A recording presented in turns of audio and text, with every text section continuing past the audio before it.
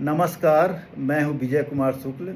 आजकल एक फ़िल्म आई है धुरंधर, तो धुरंधर फ़िल्म को लेकर ये बहस छिड़ गई है कि कौन फ़िल्म प्रोपेगेंडा फ़िल्म है और कौन फ़िल्म प्रोपेगेंडा फ़िल्म नहीं है। तो आज आपको ले चलते हैं प्रोपेगेंडा के ही प्रोपेगेंडा में। एक्चुअल में 20वीं सदी में एक लेखक थे, व्लादिमीर नवाकोव, रूसी लेखक थे। अरे ये यही व्लादिमीर नवाकोव है जिन्होंने विश्व प्रसिद्ध क्लासिक लोलिता लिखी हुई है और एक चाइल्ड एब्यूज पर एक किताब है। तो उन्होंने का बड़े मज़ेदार बात किया। उन्होंने कहा कि वास्तव में जो साहित्य का जो जन्म हुआ वह उस गडेरिये से हुआ जिसने झूठ मूठ में चिल्लाया कि दौड़ो अरे भेड़िया आया। और उनका कहना है कि साहित्य का जन्म झूठ से ही और कल्पना से ही होता है। तो ऐसे ही प्रोपेगेंडा शब्द है। प्रोपेगेंडा शब्द का प्रयोग ऐसा नहीं कि पहले ये राजनीति में या समाज में या अखबारों में होता था। पहले ये वैज्ञानिक शब्द है और ये बायोलॉजी में प्रयोग होता था। बायोलॉजी में एनिमल और प्लांट के बायोलॉजिकल रिप्रोडक्शन को जो है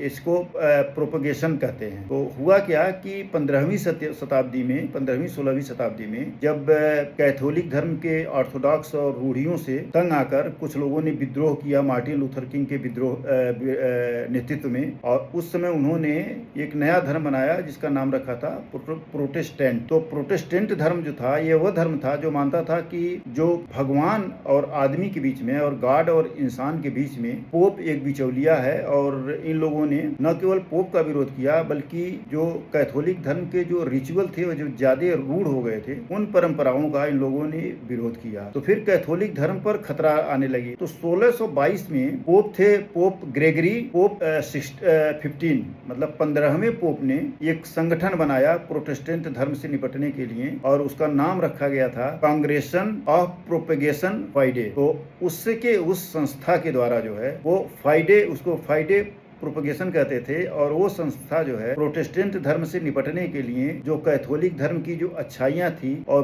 प्रोटेस्टेंट धर्म की बुराइयाँ थी उसको एम्फसाइज करता था। तो फिर इसको लेके जो है हुआ क्या कि खूब पहले धर्म में ही प्रयोग होते थे और एक दूसरे से कैथोलिक प्रोटेस्टेंट से निपटते, प्रोटेस्टेंट जो है कैथोलिक से निपटते। पर ये हुआ क्या कि जब फ्रांस में क्रांति हुई 1789 में, तो उस क्रांति के बाद जो है लोग इसको, चूंकि वहाँ प्रोटेस्टेंट धर्म ज्यादा थे, अमेरिका में भी प्रोटेस्टेंट धर्म ज्यादा थे, प्रोटेस्टेंट धर्म के लोग ज्यादा मानने वाले थे, वो कैथोलिकों का मजाक उड़ाने के लिए वो इसको प्रोपेगेंडा शब्द का उपयोग करते थे। हर चीज को कहते थे प्रोपेगेंडा है।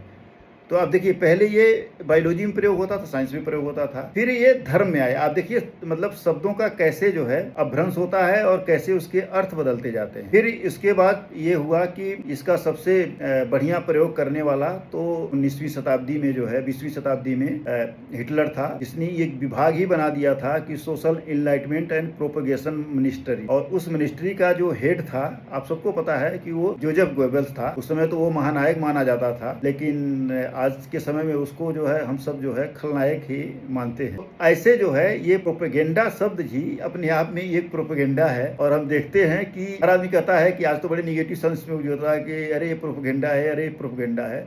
तो माना जाए तो हर चीज ही एक प्रोपेगेंडा है। मतलब एक हमारे बहुत बड़े दार्शनिक हुए शंकराचार्य, तो शंकराचार्य तो कहते ही थे कि ये दुनिया ही प्रोपेगेंडा है, हर आदमी ही प्रोपेगेंडा है जब तक उसको ज्ञान की प्राप्ति न हो जाए या ब्रह्म की प्राप्ति न हो जाए। या गौतम बुद्ध ने कहा है कि पूरी दुनिया ही विद्या है जब तक निर्वाण की प्राप्ति न हो जाए। तो ये मानिए तो पूरी दुनिया ही एक प्रोपेगेंडा है। और उस प्रोपेगेंडा से निपटने के लिए अगर कोई जरूरी चीज है तो आपका ज्ञान ही उस प्रोपेगेंडा से आपको अलग करेगा। तो प्रोपेगेंडा शब्द ही एक धर्म से, देखिए कैसे वो पहले बायोलॉजी से फिर धर्म में आया, फिर धर्म से समाज में आया, समाज में राजनीति में आया। और आज तो हर जगह हर चीज को लेके प्रोपेगेंडा मतलब बहुत रूढ़ शब्द हो गया है। थैंक यू, धन्यवाद।